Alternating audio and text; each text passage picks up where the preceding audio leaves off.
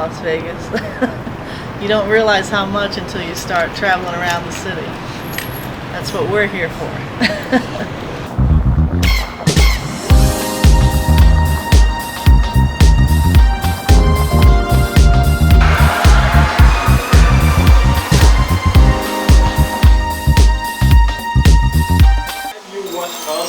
Make sure you subscribe, like, you comment on this video for you to have more updates as we proceed.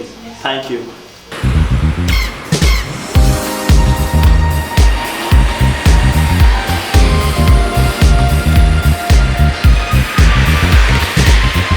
Las Vegas is on the cutting edge of technology. If you want to stay ahead of the game, you gotta stay ahead of Las Vegas, because we're on top.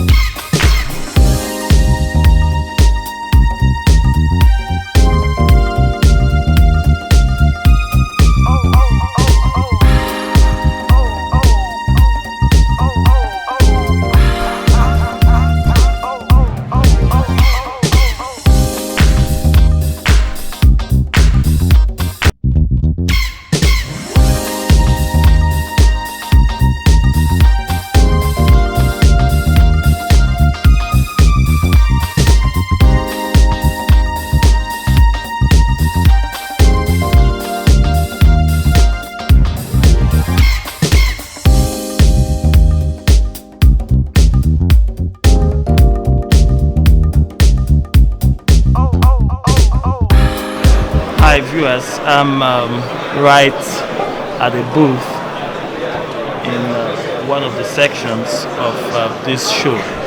I'm with a gentleman.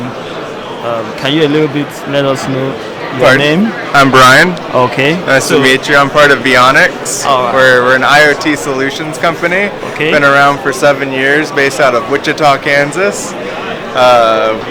Well, we do a lot of products with asset tracking. So we do both from the end device all the way to the end portal, which you can see right to your right here. So we have a bunch of different dashboards. So in addition, we do things with smart cities like theft prevention and like, for example, copper theft. So big in the Midwest, copper theft. And like, for example, Oklahoma, we had 2 guys go across 13 miles of the highway, cut it, then reel in the copper wire, and they stole 13 miles of copper wire. All the street lights are out, big problem. So we utilize kind of our devices back over here. We utilize LoRa, stands for long range. It's a wireless protocol similar to Bluetooth. But instead of getting maybe 150 feet, it goes to 1 to 2 miles in an urban environment. So we would have LoRa gateways throughout the city, and then we'd have our little beacons that get attached to the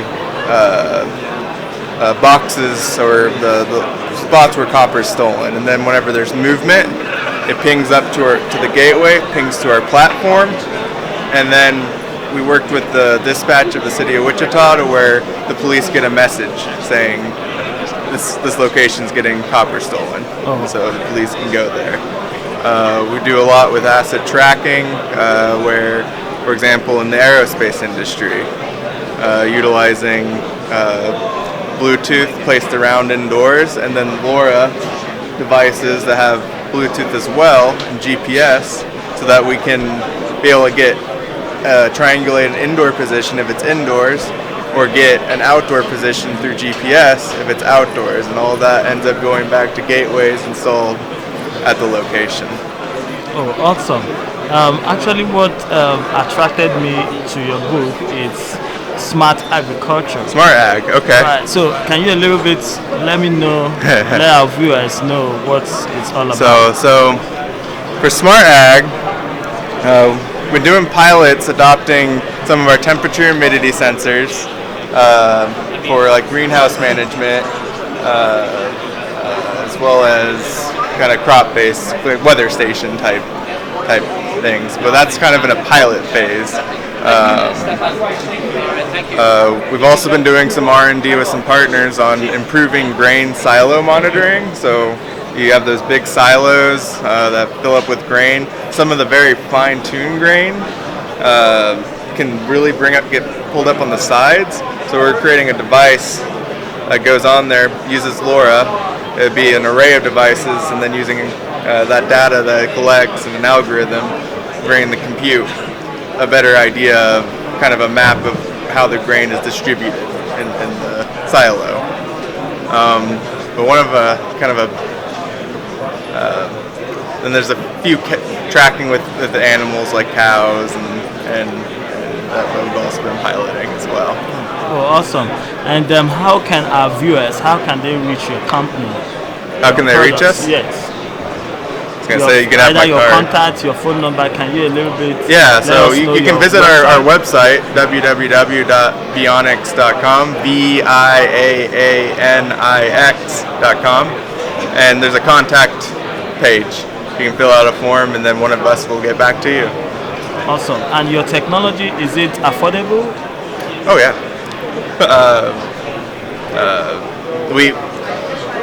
We work to make sure that we can get a solution that's affordable to the customer.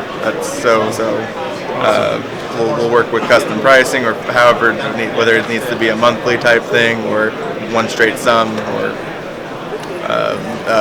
what's good is our sensors are customizable, so the reduced cost, or you might not need a certain sensor, and that can just not be populated, or we can swap it out. That's kind of what our BLS does. It has Bluetooth LoRa and it has a sensor, so that sensor can be pretty much anything, and it's a modular based. So a lot of people use it for GPS, but we've used it for gas sensing like VOC or CO2. We've used it for a barometer on there to be able to tell, get kind of a height based of the sense of devices and things like that. So, and do you also support international, like people who want to? So currently we do most of our business in the U.S. We have been working. We've been doing some branching out to India and Australia, but we are open to talking with Europe. We do have some more devices that work in Europe on the 868 megahertz. It's nice talking with you, and it's all about IoT sensors, right? Yes. Good. Nice. Thank you very much. If you watch us, make sure you subscribe, like, you comment on this video for you to have more updates as we proceed. Thank you.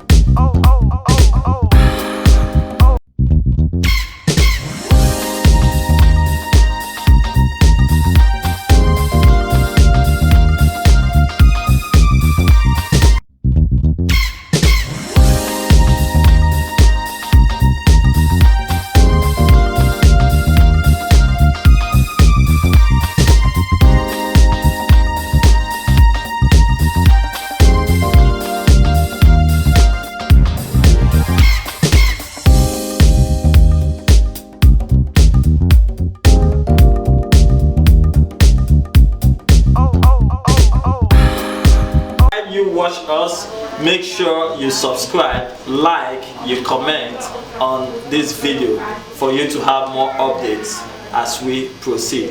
Thank you.